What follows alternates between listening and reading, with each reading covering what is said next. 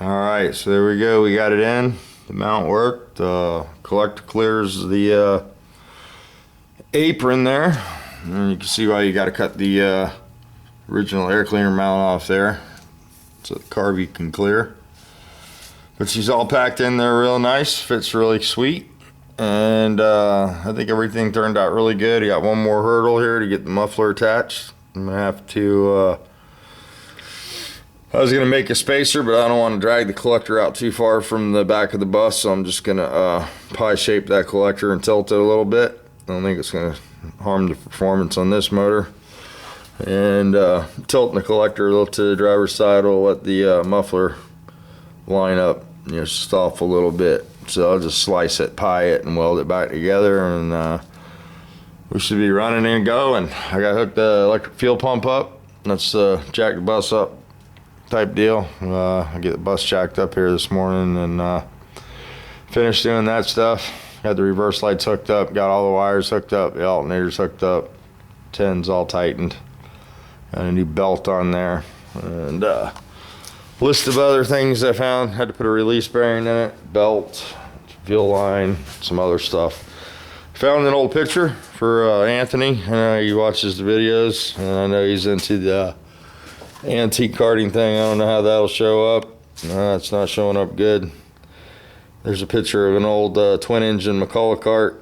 Had those big loops in the back over the motors, and that's Hans sitting in it when he was a little kid. Check out the brakes on the rear wheels. It had little paddles. This thing had to have been one scary little ride. I never did get it running. It had two little McCulloch two-stroke motors on it.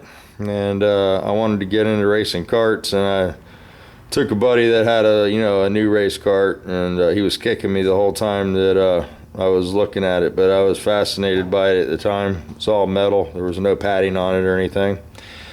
But I bought it, and it floated around my garage for a while, and we never did do anything with it, being that it was two strokes. But yeah, there's a picture one you'll probably like. I don't know what type it was, but it did have the two strokes, one on each side, and it had an actual sprocket and individual clutches on each side.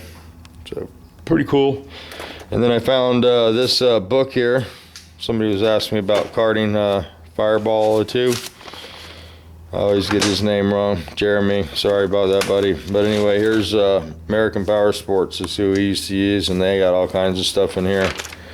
I'm sure they have some more of the late model stuff, but headers, camshafts, you name it, it's in here. Gasket kits, different jets, carburetors, restrictor plates. Here's that crankcase breather thing I was telling you about. It's got the fitting on the back of it. That's pretty important to ventilate that. The crankcase there, that's worth some power, believe it or not. They sell sleeves here. You can get the tacks. Here's the cam plate. You want to, check your valve lift and everything with the side cover off. Check your clearance. Got the dual spring kits, the billet extended lifters. You name it, the coil bracket. Here's where we get all the billet rods from. I'm sure they've got better stuff now, but they have all different type lengths, lightweight wrist pins.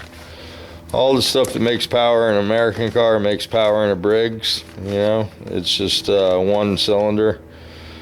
This is a specialty toolkit you can buy there to install valve seats and grind the valves. It comes with everything you need to build a motor, basically. And valve lift gauge. The stock classes, we used to be restricted to 232 degrees valve lift. And the stock appearing classes, we used to run up in the 500s.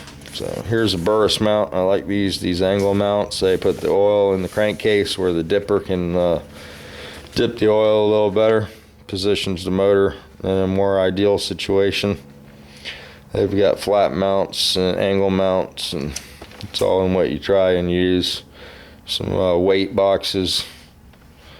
We used to use diving weights, and you have to be pretty light to scale the cart and be able to put weight in it, and all that stuff. I got a book with all that. I gave Anthony a book, and then I also have another book with all my setups in it for different tracks that we used to race at. And here's all the different sprockets, rear sprockets, front drivers, sprocket holders, axles, aluminum axles. My buddy Greg used to always run aluminum axles. He claimed they were a lot faster. He won every week, but every time I'd buy one, you know, he'd bend it. So, but yeah, so check them out. American Power Sports. I'm sure they're still in business. This is an older catalog, real older. But yeah, so that's what's going on. Somebody might be knocking at the door over here. Yep, somebody's knocking at the door.